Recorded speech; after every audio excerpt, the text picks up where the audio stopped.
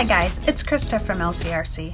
In a recent video I spoke to you about nickel metal batteries for your Traxxas RC car.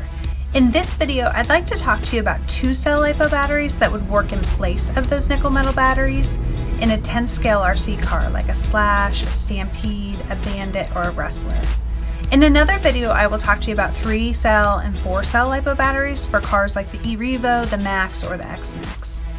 We talked about nickel metal and I described how as the battery goes dead, the car will go slower and slower. But LiPo batteries, on the other hand, will run the same speed the whole time you're driving the RC car until they reach Lipo Cut Off Mode.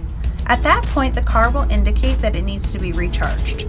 LiPo batteries have a great life expectancy and are boasted to be able to be recharged up to 1,000 times before they need to be replaced. Although they are slightly more expensive than nickel metal, the nature of how many recharges you get out of a LiPo will eventually make up for the cost difference. The downside of LiPo batteries is if they ever go completely dead, they will never be able to be recharged, and that battery will be no good. Don't worry, Traxxas has built in the technology called Lipo Cut Off Mode or Lipo Detection, so the car will stop and then only drive at a minimal speed to indicate it's time to recharge that battery. With LiPo batteries, it's important to charge the battery after using it and not let a dead battery sit for any amount of time at that Lipo cutoff mode, or it could go completely dead and become no good. You should know there's also a fire danger with LiPo batteries, especially if you're not careful when handling them or if you don't take special care when fastening them into your RC car. Traxxas has done a great job to develop a charger, car, and batteries that make these risks as low as possible, but it is still important to do your research about how to care for a LiPo battery and what the risks are. We love the Traxxas Easy Peak chargers and batteries for any beginner.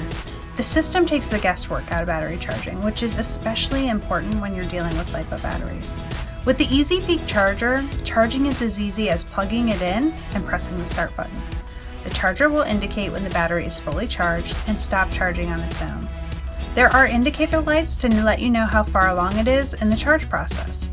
It's okay to interrupt the charging of a LiPo battery if you can't wait to drive, because it won't hurt the battery to unplug it halfway through a charge process.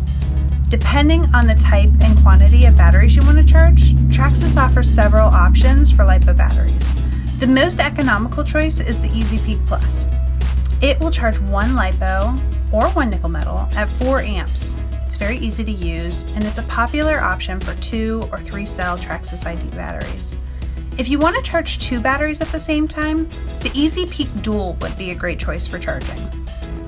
If you're running 4-cell batteries, you'll need an Easy Peak 12 amp charger or an Easy Peak Live. These high output chargers come in a single charger or a dual, and we're going to talk more about those in a later video, but it's worth mentioning now because if you're thinking your next vehicle might require larger batteries, it may be worth investing in a better charger now.